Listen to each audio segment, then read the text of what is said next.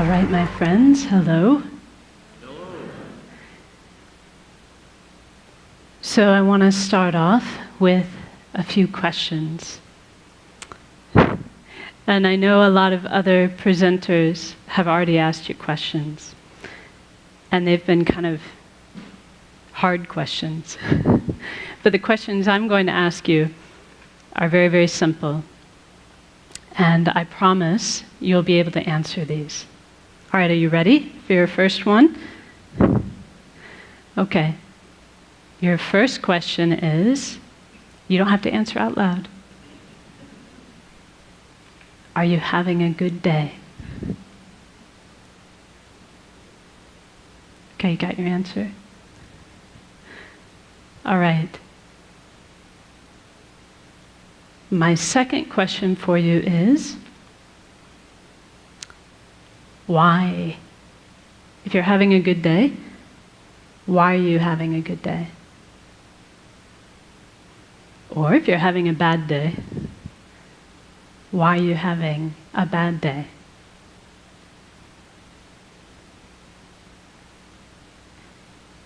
So I have one more question for you. This should be the easiest one of all. My last question is, tomorrow, would you rather have a good day? Or would you rather have a bad day?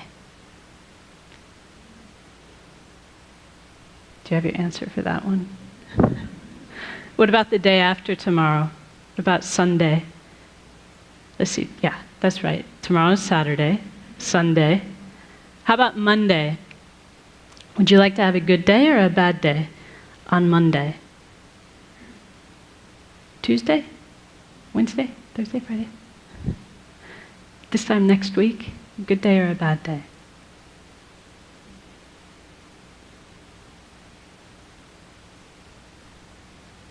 So that last question, like I said, is probably the easiest one for us to answer. Because we know the answer to that, don't we? We want to have a good day, every day. Did anyone in the room answer, yes, I want to have a bad day on Monday? Of course not. We all want to have a good day, every day.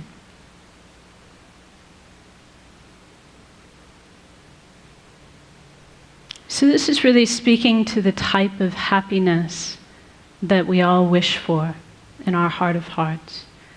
We have a good day when we are happy. And we want to be happy every day. There's never a day when we don't want to be happy. But whether or not we have good days or bad days really depends upon how we answered the second question. Do you remember the second question? What was the second question? Why? Why am I having a good day? Why am I having a bad day? So one thing that my teacher says, his name is Gen Kelsang Nyema, and he says that much of the time our mind is like a balloon in the wind, blown here and there by external circumstances. Do you know that feeling? He says when things are going well, when they're going our way, we feel happy. But then if something goes wrong, for example, he says if we're forced to work with a colleague that we dislike, but I'm sure none of you have colleagues you dislike, right?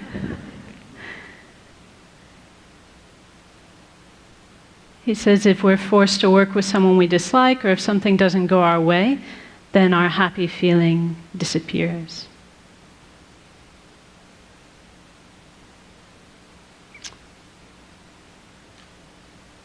So as long as our answer to the question, why am I having a good day, or why am I having a bad day?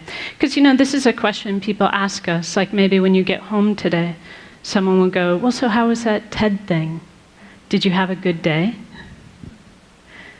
And we'll say, yeah, I did. There was this lady, and she talked to us about how we need to be compassionate towards former inmates, and there was this performer who did this awesome beatboxing thing with his mouth, and this person and that person. As long as our reasons for why we had a good day are a list of external conditions, then we're not going to have the stable happiness that we all want. Does that make sense to you? Because if that's what our happiness depends upon, because we cannot control people and circumstances every single day, then our happiness will be in the hands of others, won't it? It'll be at the whim of our circumstances. So if you really wish to have a good day every day, we've got 2 things we need to do. So the first thing that we need to do is we need to stop outsourcing our happiness and outsourcing our unhappiness onto people and circumstances. In other words, we need to stop attributing our happiness to what's going on externally.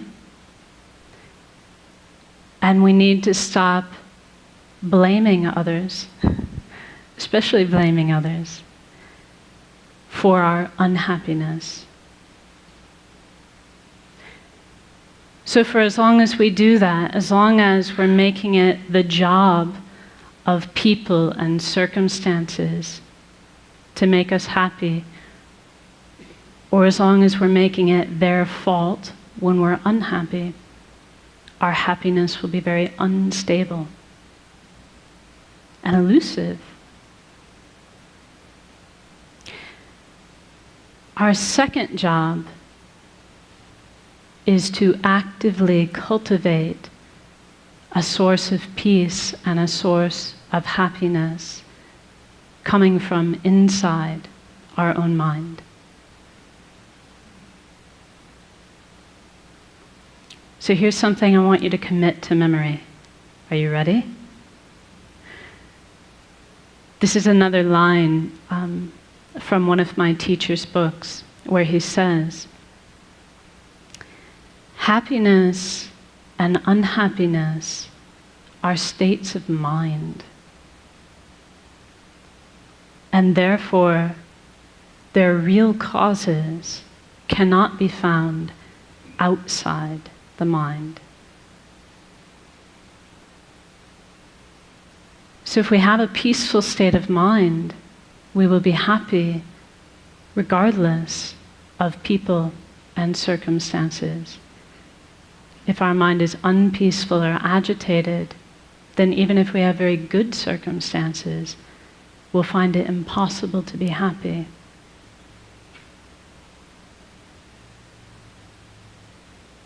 So in other words, it's not what is happening that is making us happy or unhappy.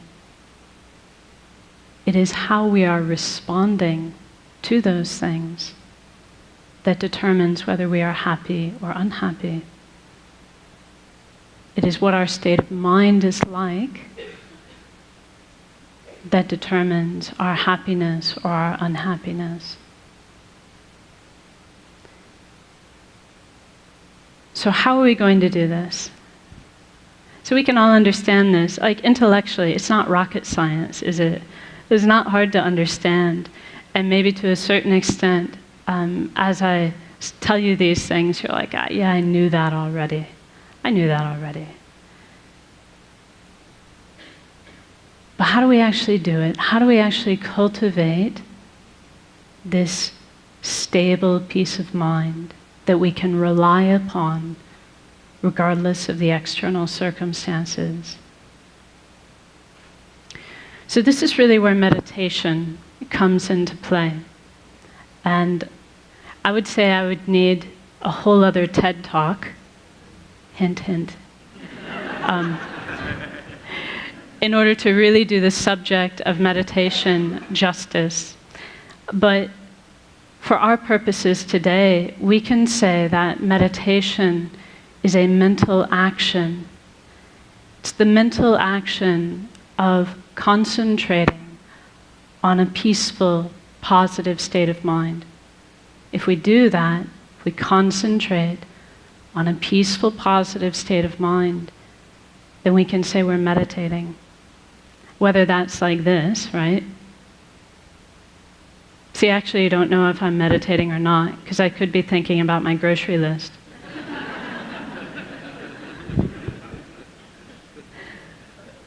It's only meditation if I'm actually focusing on a positive, peaceful state of mind.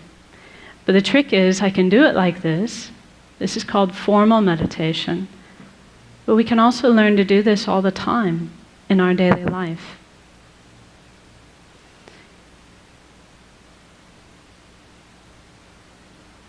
So see, here's a perfect opportunity.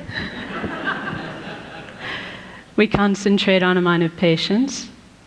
We're not disturbed, not unhappy. So why don't we try it now? Are you up for it? Just a short meditation. According to the clock, I've got 3 minutes left. This is going to be a very brief one. But let's actually try it. Let's try to tap into our own potential for a peaceful, positive state of mind. So now I'll ask you just to sit comfortably and place your feet flat on the floor and your hands within your lap. And then you can lightly close your eyes and become aware of the sensation of your breath at the tip of your nose.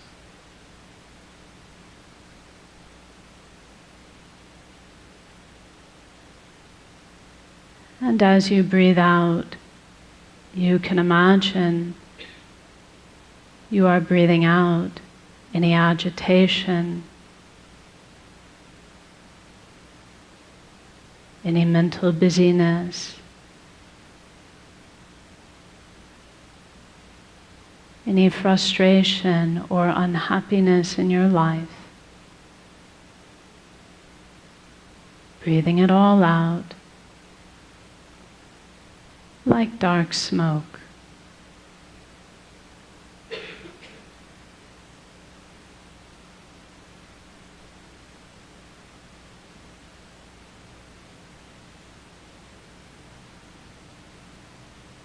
And as you breathe in, you can imagine and believe that you are breathing in a clear, bright light,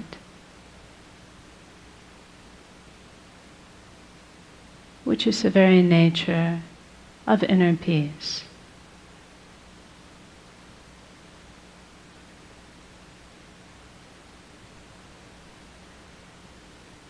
And you can imagine that this clear, bright light fills your entire body and mind.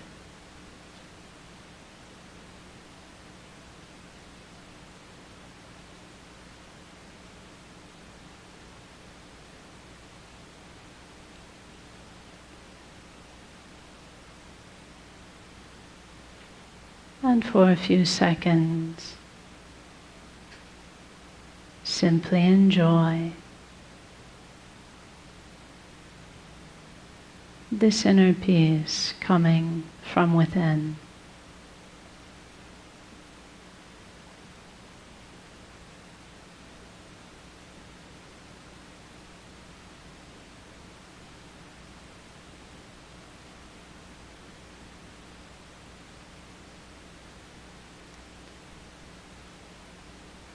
And now as we finish, just be determined to bring this inner peace with you into the rest of your day to benefit yourself and others. So now we rise from meditation. Thank you very much.